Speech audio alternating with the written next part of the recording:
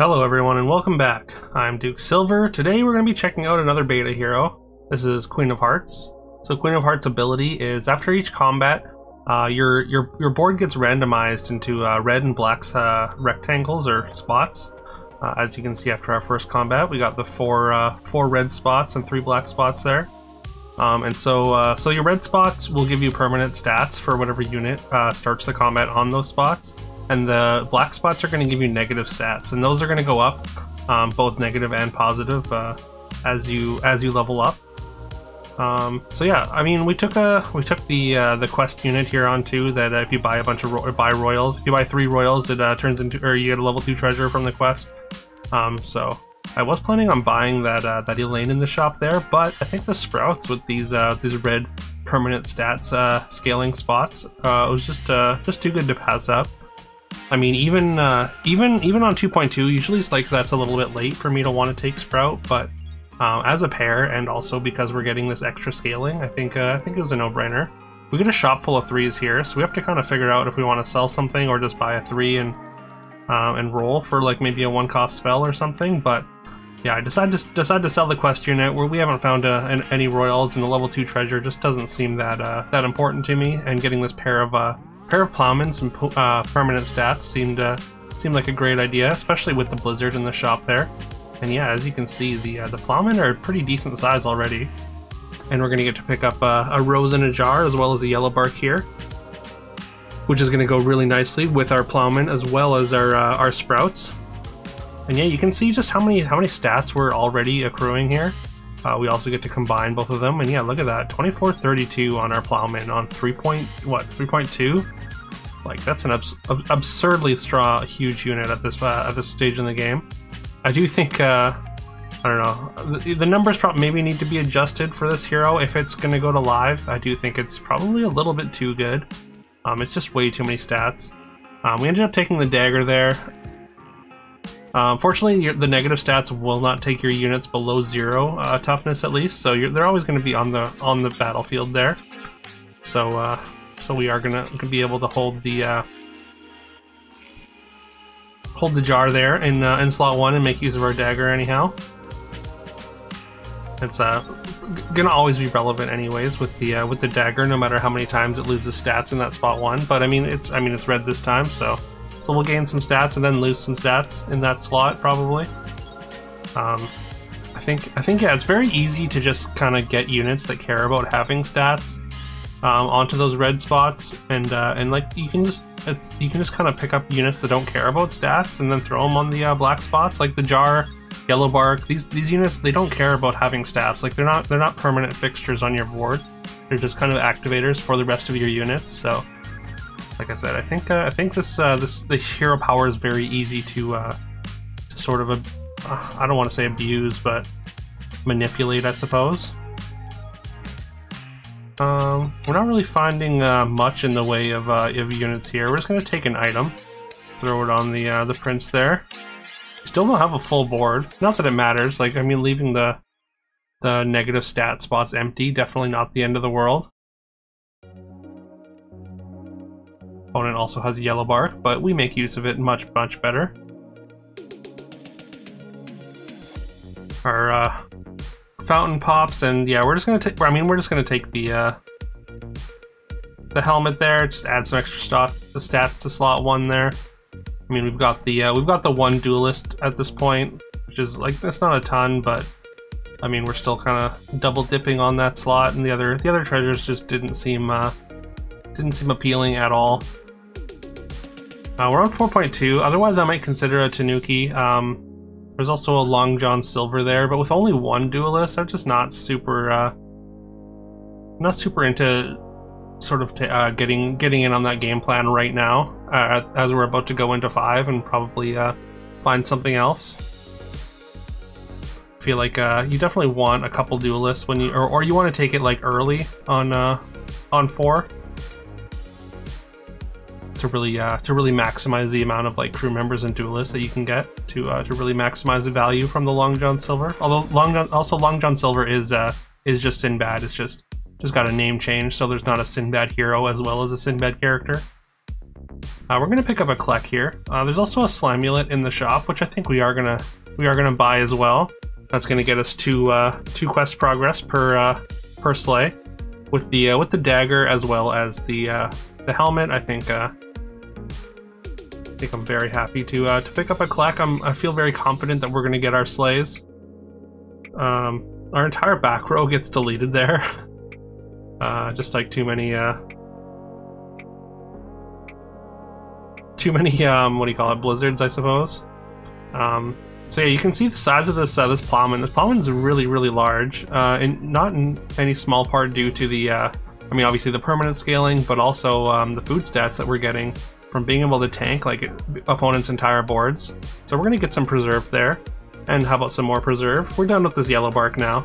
These yellow bark's not really that big a deal. Also, Haymaker, another unit that doesn't really care about its own base stats. Like the food stats are really what you care about from the Haymaker, so it's another one that you can kind of just throw almost anywhere. Yeah, we just need one more sleigh here from Kleck to get our level 5 treasure, and yeah, we get it very easily. We get our level 5 treasure here, and we get probably the 3 best level 5 treasures, maybe outside of Harp.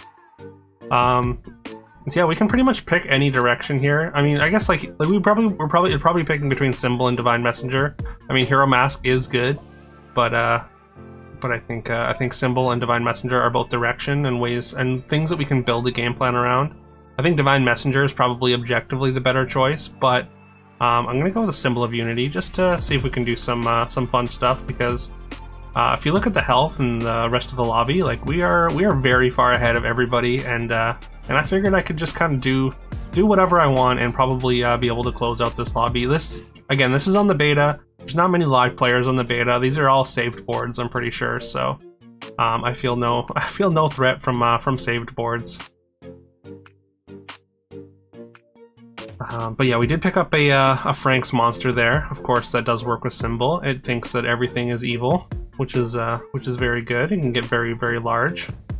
I mean, Angelic Commander is kind of the prize we're really after. That's why I consider taking this this Archangel as a sort of speculation for the Angelic Commander, but I don't think it's really that.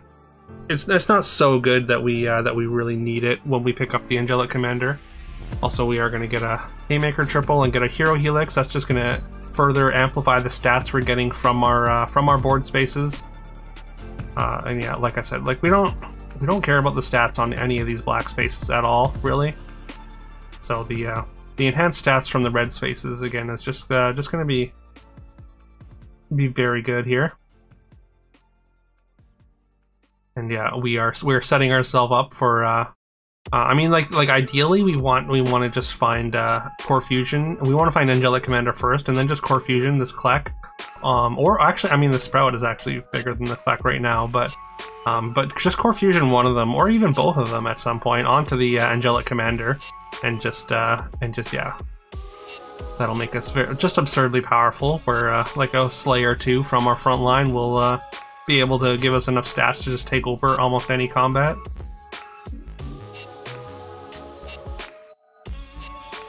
We could pick up a second Frank's monster here. Frank's monster, not so great in the front row. I mean, it just gets attacked into pretty often. Unfortunately, yeah, we don't find our Angelic Commander here, so we just do a lot of rolling and don't really find much, but again, we're so far ahead of this lobby that I'm not super worried about our position, even if we're failing to hit there. Has some pretty big hunters, and they do manage a tie, so they are formidable. And we do find that we get gifted our Angelic Commander though. So of course we're gonna want to keep putting the commander in the red spots, just to get that permanent scaling onto the commander. And again, we just are gonna hunt pretty desperately for our Core Fusion. Because Core Fusion is absolutely absurd. If we can get a bunch of stats onto the Angelic Commander here.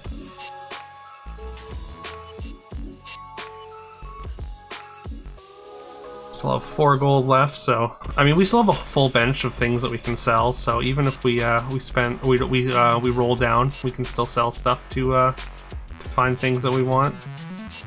We are going to end up locking this Frank's monster. It does want to play in the back, but I didn't want to put it in one of the, or I guess it is in one of the black spots anyways. So I probably should have swapped that with Haymaker, ideally. Although it doesn't matter too much. We still win this combat. And we get to triple it up here, get another level 5. And I think, yeah, we're just going to take Hero Mask. We have Hero Helix, so Hero Mask gets a lot more valuable, and it's a pretty easy Sunday out of here, I think. That's going to give us 2 Ascensions. I mean, Sinbad and Treasure Hamster are also both worth considering. Well, actually, Sinbad's a little bit awkward with the Hero Mask, and like these, we have 3 treasures that don't actually get affected by Sinbad. Even though they are level 5s, they wouldn't actually do anything for us. But yeah, I think Sunday is the clear pick there. Again, the double ascension is going to be very, very powerful. And yeah, we get to pick up another angelic commander, and we could just try and triple one and find a 6, but I figured, you know what, we're down to top 3. Let's just spike them both. Just get 2 upgraded commanders here and get those that permanent scaling onto them. And I mean, this is the ghost, so this is not exactly a good test, but we do throw a bunch of stats around. It's not absurd or anything. We have lots of time to scale though, but definitely feeling pretty powerful. Consider just taking another duelist. Duelist is kind of a way to get around the downside of the negative stats here. Like we could just throw it in the black spots, and we can summon in units that we don't want losing those stats. Duelist, of course, doesn't care about the stats either. There's another High Demon, which we are going to take. That's just going to add a healthy chunk of stats to our board. Once again, Frank's monster not so great in the front, so I think the big plowman is probably better. And then I decided, you know what? Let's just go for a Sea Witch here. That's gonna increase the amount of stats that we're getting from our sleighs up front, which is of course feeding, or is going to be throwing a bunch of stats from the angels around. And yeah, you can see just that first sleigh we just throw a ton of stats around.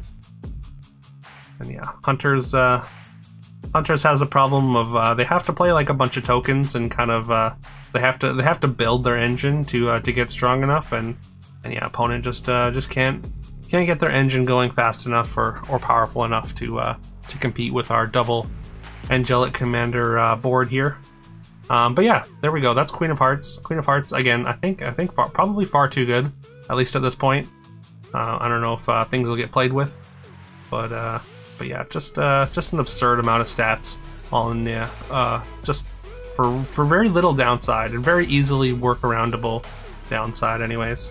But yeah, let me know if you enjoyed this. If you've got this far, thank you so much for watching. Please leave a like, comment, subscribe, do all that fun stuff. I would very, very much appreciate it. I hope you have a fantastic rest of your day, and I'll see you next time.